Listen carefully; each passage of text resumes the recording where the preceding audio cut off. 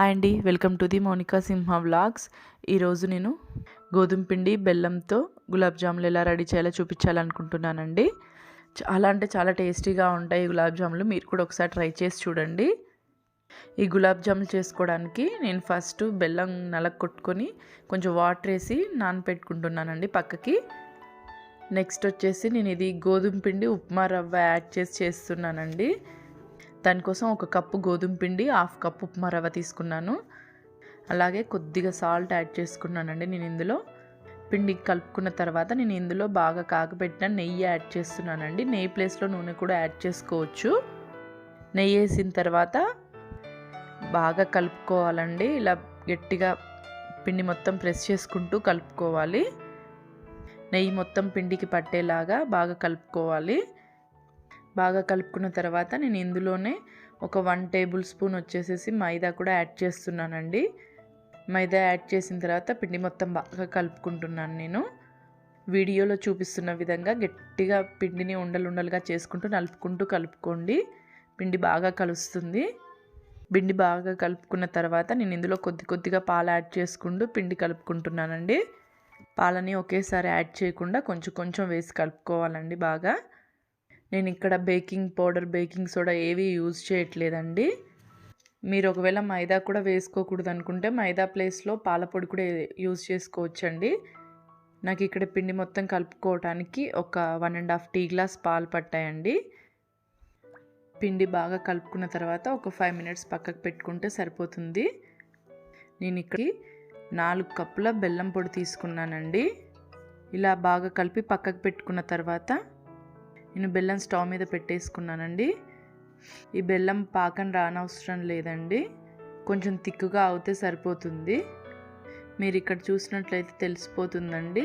కొంచెం థిక్నెస్ వస్తే సరిపోతుంది, పాకం రానవసరం లేదు. బెల్లము పాకం వస్తే టేస్ట్ ఉండదు. ఫస్ట్ నెక్స్ట్ నేను పిండి ఒకసారి కలుపుకొని గులాబ్ జామ్ బాల్స్ చేసుకుంటున్నానండి. చిన్నగా ఇలా 2 చేతుల మధ్యలో పెట్టుకొని గట్టిగా ప్రెస్ చేసుకుంటూ బాల్స్ చేసుకోవాలండి. నార్మల్గా ఒత్తేసుకుంటే చిట్లిపోతాయి బాల్స్. నేను ఇక్కడ బాల్స్ మొత్తం రెడీ చేసి పెట్టుకున్నానండి. రౌండ్ చేసుకున్నాను, కొంచెం పొడుగ్గా కూడా చేశాను. 2 టైప్స్ చేశాను. నెక్స్ట్ నేను ఇక్కడ డీప్ ఫ్రైకి ఆయిల్ పెట్టుకున్నానండి. ఆయిల్ వచ్చేసేసి మీడియం ఫ్లేమ్లోనే ఉంచుకొని వేయించుకోవాలండి, హైలో పెట్టుకోకూడదు. గులాబ్ జాములు మొత్తం వేసిన తర్వాత 5-6 మినిట్స్ తర్వాత కలుపుకోవాలండి. వేయంగానే కలుపుకోకూడదు. మీరు ఇక్కడ చూసినట్లయితే ఫస్ట్ కంటే ఇప్పుడు లైట్గా పొంగాయండి జాములు. మీరు కలిపేటప్పుడే పిండి ఎంత ఎక్కువసేపు కలిపితే అంత బాగా పొంగొస్తాయండి. నేను ఇక్కడ బేకింగ్ సోడా కానీ బేకింగ్ పౌడర్ కానీ ఏమీ యూజ్ చేయలేదండి. అయినా కానీ బాగా వచ్చాయి గులాబ్ జాములు.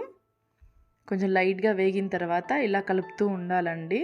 ఇలా కలపడం వల్ల గులాబ్ జాములు అన్నీ ఈక్వల్గా ఫ్రై అవుతాయి.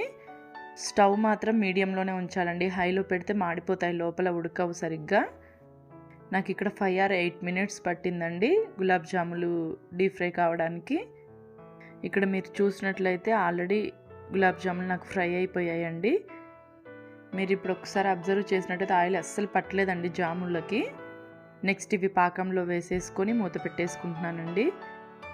నెక్స్ట్ అలాగే వేరే టైప్ కూడా గులాబ్ జాములు కూడా డీప్ ఫ్రై చేసుకుంటున్నాను నేను. నార్మల్ గులాబ్ జామ్ పౌడర్తో చేసే గులాబ్ జాములకి గులాబ్ జాములు హీట్గా ఉండి సిరప్ హీట్గా లేకపోయినా సరిపోతుందండి. కానీ బెల్లం గులాబ్ జాములు ప్లస్ గోధుమ పిండి కూడా కలిపాం కాబట్టి గులాబ్ జాములు వేడిగా ఉండాలి, ప్లస్ సిరప్ కూడా వేడిగా ఉండాలండి. 2 వేడిగా ఉండడం వల్ల సిరప్ లోపల దాకా వెళ్తుంది. మనం ఈ గులాబ్ జాములలో లైట్గా ఉప్మా రవ్వ యాడ్ చేసాం కాబట్టి క్రిస్పీగా ఉంటాయి. చాలా టేస్టీగా ఉంటాయండి గులాబ్ జాములు. మీరు ఇలానే కాకుండా నార్మల్ చపాతీలాగా రుద్దేసుకొని హార్ట్ షేప్తో కూడా కట్ చేసుకొని అవి కూడా డీప్ ఫ్రై చేసుకోవచ్చు. అవి కూడా చాలా బాగుంటాయి. నాకు ఇక్కడ ఇవి కూడా వేగిపోయాయండి. నేను ఇవి కూడా తీసేసుకొని పాకంలో వేసేసుకుంటున్నానండి.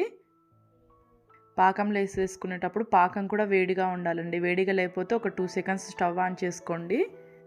జాములు వేడిగా ఉండాలి, పాకం కూడా వేడిగా ఉండాలండి, కంపల్సరీ. ఇది మాత్రం చాలా టేస్టీగా ఉండే గులాబ్ జాములు రెడీ అయిపోయాయండి. ఇవి ఎవరైనా తినొచ్చండి. పిల్లలు మాత్రం బాగా ఇష్టంగా తింటారండి ఈ జాములు. ఒకసారి ట్రై చేసి చూడండి.